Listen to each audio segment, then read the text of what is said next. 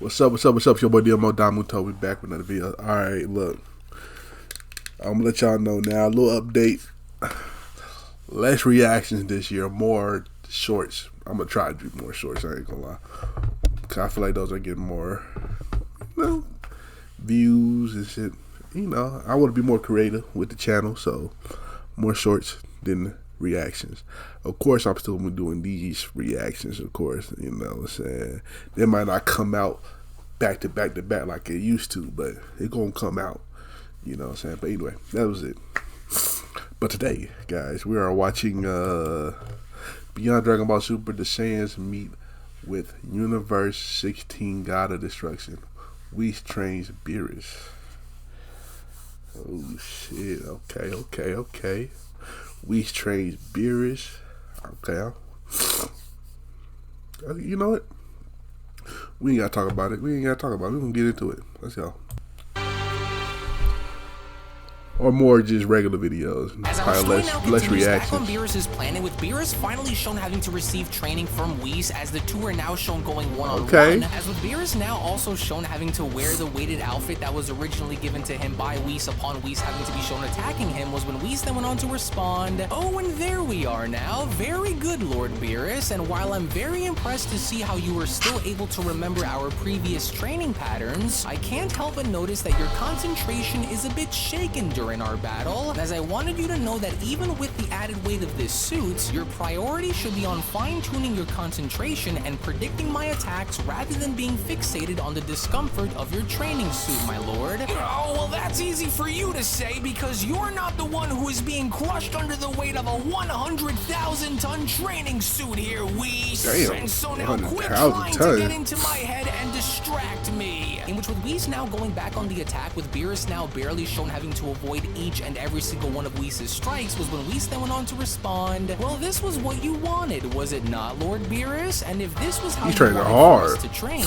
then I cannot go and leave anything on the table, especially if my intention here is to have you evolve, my lord. And even though you are starting to finally come around and make progress here, we still have a very long way to go if we hope to push you far enough in reaching your ultimate goals. And so I do advise that you concentrate more on coordinating your movements and anticipating my attacks, so that way you can try and find the opening that you need in order for you to finally make your move," Whis continues. "For I'm sure that you wouldn't want to have what happened with Lord Reno earlier to happen once again in the near future now, he pressed the Reno button. Did you just say, Whis? He pressed the Reno button. How dare you?" In which, casually enough, with Whis being shown blocking off Beerus, that would be crazy to see, like in the anime, fucking Beerus training. Very good, just like that. But was I wrong? Did my words happen to strike a nerve with you, Lord Beerus? For I can now begin to finally see the fire within your eyes, and especially now that you are starting to focus more on your goals and less about what I had you currently wear to train. But was I wrong with what I said? Of course you're wrong, Whis, and I don't care what I'll need to go through or how long it's going to take, for I will not have what happened to me before to ever be shown to happen to me like that again. And so now quit your instigating and stop trying to anger me and fight harder. Now that's the fire that I was hoping I'd see come from you, my lord. But if you insist and want for me to fight back and push you even farther than how I was shown pushing you before, then I will from here on do my best to give you a much tougher battle. But I do want you to remember that whatever happens here will all serve as a direct result of how much you are willing to allow for any of it to happen, my lord." To which, as Whis was then shown flicking Beerus across the head with his finger, it had only now become fairly evident that Beerus by no means was going to have an easy training session with Whis, as Whis then went on to continue, "But just do make sure that whatever happens, that you do your best to not relinquish your fighting spirit, Lord Beerus." Yeah, and don't so do that. while I understand that you may be in a bit of a predicament here, Whis went on to continue as Beerus went bouncing on the floor, "should you fail to enhance your abilities and evolve yourself, will you only then find yourself never amounting to anything near what you once were, and will always and forever live within the shadow that you've casted down onto so many to see, Lord Beerus. He talking shit to you, Beerus. What it takes to prove them all wrong and for you to right the wrongs of your history, but do you?" In which, even despite the fact that with Beerus being at a significant disadvantage, Beerus was by no means willing to give up now, as Beerus went on to then clutch on down to the ground by then responding, "Oh, now that does it. I know what you're trying to do here, and whether I find myself fighting for every last inch of making it down the road of where I need to be or not, the fear behind my name will once again ring across the ears of the gods like thunder once I'm able to evolve my collective power. Well, that's the spirit, my lord, but in order for you to do that, Whis continues, you'll need to go and fight your way through the pain and prove to me that you still got it, which the question now is, do you? Oh. Prove to you that I still got it, huh? Well then how's about this for proving if I still have it, Whis? In which from out of nowhere with Beerus now okay, Beerus, show me something, Beerus. Gigantic energy blast with Whis being shown having to leap up out of the way was when Whis then went on to continue. Oh my, well that was a close call, but this was exactly what I wanted to see come from Lord Beerus, and especially since I'm starting to now sense that his mindset is beginning to improve more and more the longer this goes. And so now if he could go and keep this kind of momentum going, then I have no doubt that he will succeed. And as it also looks as though the first half of Lord Beerus' training is also about to reach its end in a matter of seconds too. Well, an early congratulations to you, my lord, for it looks as though we are now about to complete the first stage of your training before entering into the second. And so just so you know, we will resume our battle without the weighted suit this time, and so get ready. Oh, get ready, he says, and just what exactly do you take me for down here, Whis? Don't push your luck here, because you and I both know that if it were not for your ultra instinct, then you'd already be in the dust. And so okay, now Beerus. Start the clock over again, because this means war. As it was only now within this second, as Beerus was shown having to dash out of his weighted suit and heading towards Whis, was when Whis then went on to respond. War, you say? Well, for your sake, I sure do hope that you aren't the first to surrender, because I sure do doubt that the other gods of destruction would. And so what do you have to say about that, Whis questions?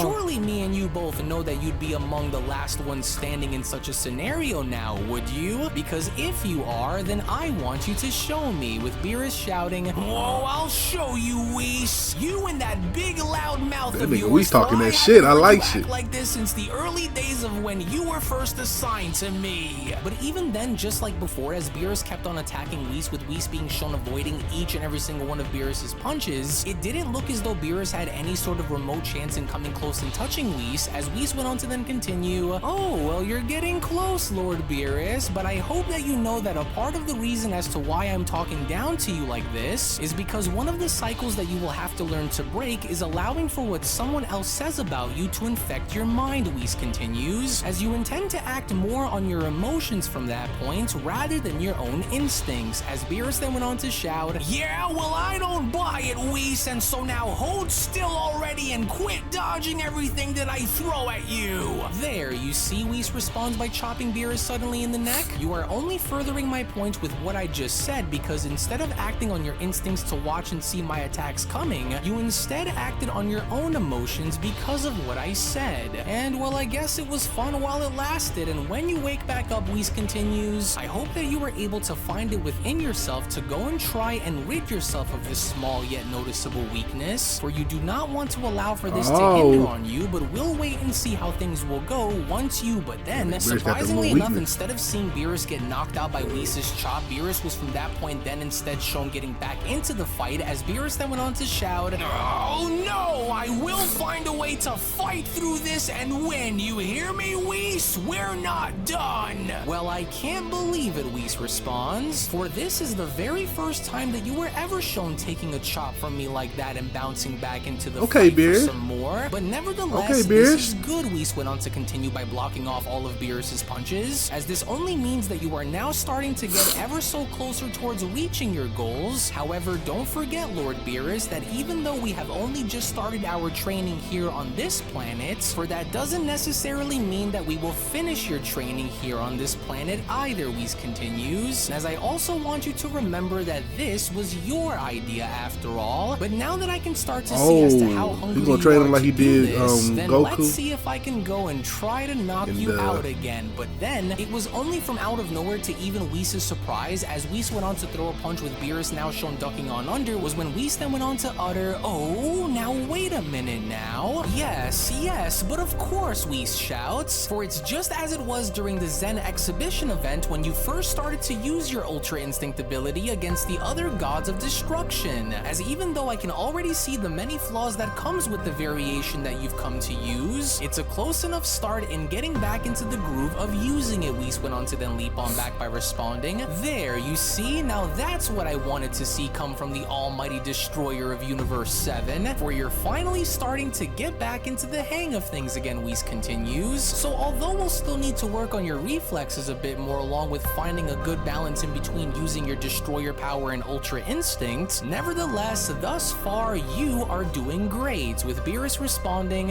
"Finally, some recognition, Whis. As avoiding your attacks is no easy feat to accomplish, but the difference should be more than clear now," Beerus continues, "especially since you're starting to see that I'm slowly beginning to improve the longer this goes. And so I don't know how it is that you do it without ever having to get tired, but I'll get there too. Just you wait, Whis. And so now do me a favor and hurry it up and increase your striking power in battle, Whis. For if I am to test my limits, then I need for you to attack me with far heavier attacks than the ones that you have used," Beerus continues, "as my desire for destruction now is becoming more and more insatiable, and this battle is only fueling it. And so I need more, Whis. For this fight and this pain that I endure only sharpens my resolve for revenge, and I intend to have it when the time comes. And so maybe mastering this Ultra Instinct may not be so hard for me to do after all, huh, Whis? And so don't you worry, I'll get there, because the longer I get the hang of trying to use it, the better I'll become for once I find a way to master it. Beerus. Just you wait." As all the while in the meantime, when then venturing back on over into Universe 16 and seeing as to how Angel Rizal had brought Vegeta and Goku onto Lord Ferrix's planet was when Angel Rizal then went on to respond, "Alright now, and there we all are, for it is with great honor that I welcome you mortals into the infamous 16th universe and onto Lord Ferrix's prestigious homeworld. And while exploration is permitted," Angel Rizal continues, "please be aware that any risks that you take are yours alone to manage if a problem were to occur," with Goku then having to respond, "Whoa, this place is huge, and just take a look at all of that sand and those really large pyramids too. And boy oh boy, is it hot out here or what? Wow, and so,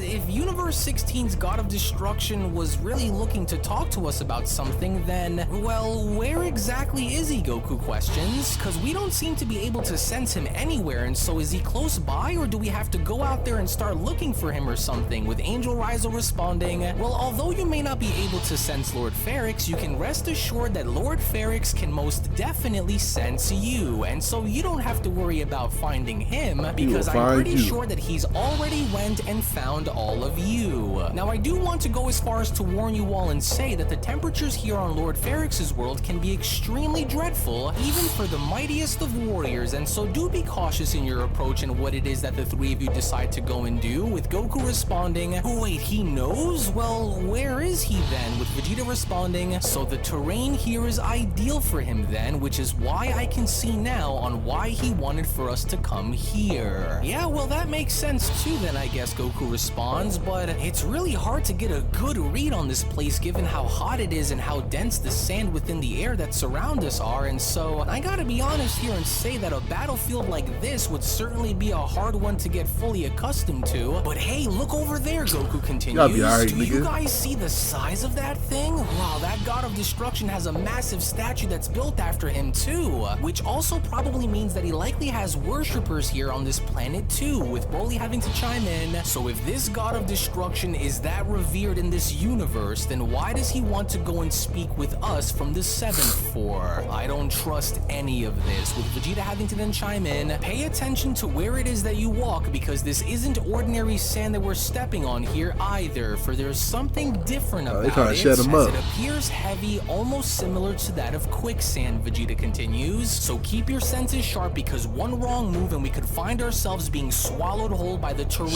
Wait, something's happening, Vegeta went on to then quickly notice. "Why is the sand moving all of a sudden like this? this, unless, to which as indeed Vegeta's suspicions were in fact true, because from behind, as soon as Universe 16's God of Destruction Ferrix was beginning to rise up from the sand, was when Ferrix then went on to respond, so you three are the privileged mortals whom Beerus allows to roam freely and coexist with. Well then, welcome, warriors of Universe 7, for your tales of strength along with what I was told intrigues me. And while your dealings with several gods of destruction have now become very well known, they do in fact happen to bring to mind a few perplexities which I happen to have several questions about, and so it's time that we have a little chat in getting down to the bottom of things, Saiyans, as mortal warriors such as yourselves are very few and far in between, especially for those of you who happen to harbor power that is on par or stronger than a god's. Now originally I had assumed that there would only be 2 of you whom Beerus had favored, but now that I can see that there are 3, I can also now begin to sense that all 3 of you appear to be different among each other in your own unique ways, Ferrix continues. But even now, as the rumors of mortals with god-rivaling and god-surpassing power reaching my domain, I'm starting to now put into question as to why that is, and more importantly, on how you were able to do it, as I can assure you all that although I am not a fan of Lord Beerus, I don't hold a personal grudge against him like the others, for I just simply don't like him. Whoa, was he really buried beneath the sand this entire time, just waiting for us before we got here? Goku then went on to question. Well, although we may not share the same expression towards Lord Beerus like you do, if it were not for him and the approval that he gave us to train on his planet, then the power that you're curious to know about wouldn't have been something that we would have been able to acquire on our own. And so what about it, Goku questions, with Ferrix responding, interesting. So I take it that Beerus had went and trained you himself then, Ferrix questions, or did he allow for the 3 of you to coexist alongside him for other reasons? With Vegeta responding, well, not quite, because we've each gone about by walking down our own separate paths, with Lord Beerus only training one of us, which in this case would happen to be me, with Ferrix responding, only one of you, huh? Yes, I can see why, but what about the other 2? If you claim that Beerus had only trained one of you, then what offers have you made to Universe 7's God of Destruction that would have allowed for the other 2 Saiyans to remain? Offers? Well, I mean, none really, Goku responds, other than just giving him some of our planet's best tasting food to eat in exchange for him allowing for us to train on his planet. But it's like Vegeta said, as we don't really all train the same over there, as Vegeta mainly trains with Lord Beerus and had decided to walk down the path of obtaining the power of a destroyer, whereas I usually train with Whis in walking down the road of the angels and trying to better hone and master my ultra instincts. So it really all depends, and me and Vegeta usually go and battle against and train with each other most of the time, and with Broly now joining us not too long ago, we've been also training with him and helping him gain better control of his power as well. With that's true. Question, how utterly disgraceful for a god of destruction to go and do. For Beerus's willingness to trade training in exchange for food is a new low even for him, Ferrix continues, but I shouldn't be so surprised given his notorious laziness. But tell me something. So with you who calls yourself Goku had been trained by an angel, and with you who goes by Vegeta had been trained by a destroyer, then what about him in the middle, Ferrix went on to point out. The bigger Saiyan among your group, who is he trained by, and does he harbor a similar power that the 2 of you happen to also share? Or he doesn't come across as though he shares the same virtuous training as either of you, and so what is so special about this one? With Goku responding, well, Broly's training is a bit different, because even though he's really not under Lord Beerus's or Whis' training umbrella, Broly's power, especially in his berserker state, is absolutely massive and very hard to contain, and so it's almost kind of similar to what you would expect from a god of destruction. And so even though Broly here doesn't happen to have the same power as me and Vegeta do, we're trying to help Broly harness and control this power of his, because on its own it's too unstable for him to go and manage to hold out without some kind of control over it. But we have no doubt that once Broly here is able to control that level of power, then he'd more than likely be the strongest fighter among all of us, even far surpassing the power of Lord Beerus. But for now, we can only safely say that he's still learning. Interesting. How very enlightening enlightening of you both to share that information with me, Ferrix responds upon having to pull both Goku and Vegeta towards him. And since you've made it clear to me that you two are the only ones who seem to harbor this destroyer rivaling power because of whom you've been training under, then let us have more of a personal conversation and talk face to face, mortals. And as for your accompanied ally, who you commonly refer to as Broly, I will go and save him for last, since I'm more interested in dealing with the two of you Saiyans first. Hey, what in the world, Goku questions? How the heck did he just go and use the sand beneath us to pull us both that nigga's so cool. like this? Since the two of you are among a very rare breed of warriors who claim to be capable of wielding such power, Ferrix went on, then I want to see how experienced the two of you are by